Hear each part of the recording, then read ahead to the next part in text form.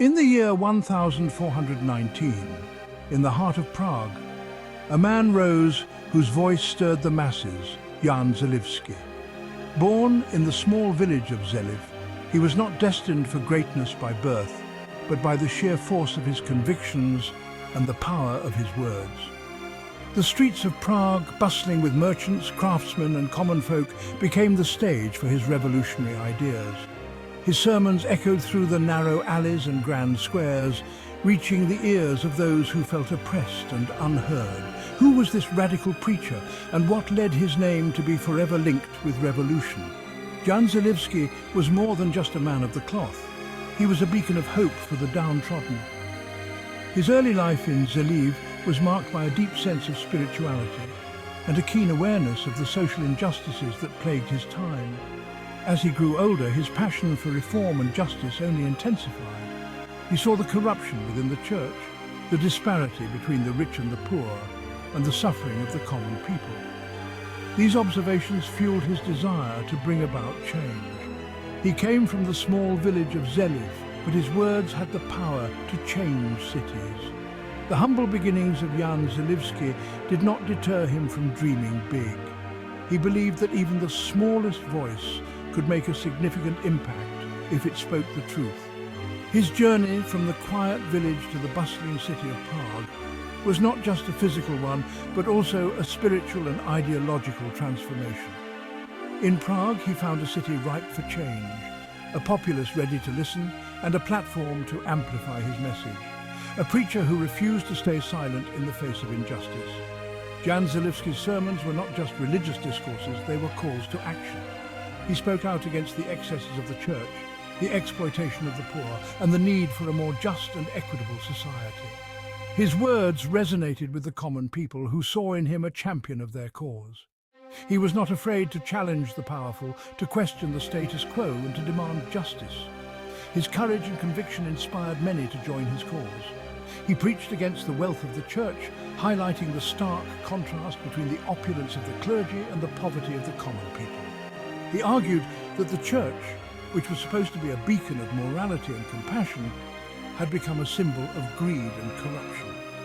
His sermons were a scathing critique of the church's practices, and they struck a chord with those who felt betrayed by the very institution that was supposed to protect and guide them. For the reformation of faith, advocating for a return to the true teachings of Christianity. He believed that the church had strayed from its original mission and that it needed to be reformed from within. His vision of a reformed church was one that was more inclusive, more compassionate, and more focused on the needs of the people. He called for a return to the simplicity and purity of the early Christian faith, free from the trappings of wealth and power, and for justice for the people. Jan Zelivsky's message was not just about religious reform, it was also about social justice. He believed that true faith could not exist in a society that was unjust and unequal. He called for a more equitable distribution of wealth, for the rights of the poor and the oppressed, and for a society that was based on the principles of fairness and justice. His message resonated with the common people, who saw in him a champion of their cause. In 1419, Jan Zelivsky led a procession to the new town hall. This was not just a religious procession, it was a political statement, a demonstration of the people's power. The streets of Prague were filled with men and women who were tired of the injustices they faced and who were ready to take a stand. Jan Zelivsky was at the forefront, leading them with his unwavering conviction and his powerful words. An event that became known as the First Prague Defenestration marked the beginning of the Hussite Wars. The defenestration was a dramatic and violent act, a clear signal that the people were no longer willing to tolerate the status quo. It was a turning point in the history of Prague and a catalyst for the Hussite Wars, a series of conflicts that would shape the future of the region. Jan Zelivsky's role in this event cemented his place in history as a revolutionary leader. With his growing power came envy and fear. As Jan Zelivsky's influence grew, so did the opposition against him. The powerful elites, both within the church and in the secular world, saw him as a threat to their authority. They were envious of his popularity and fearful of the changes he was advocating.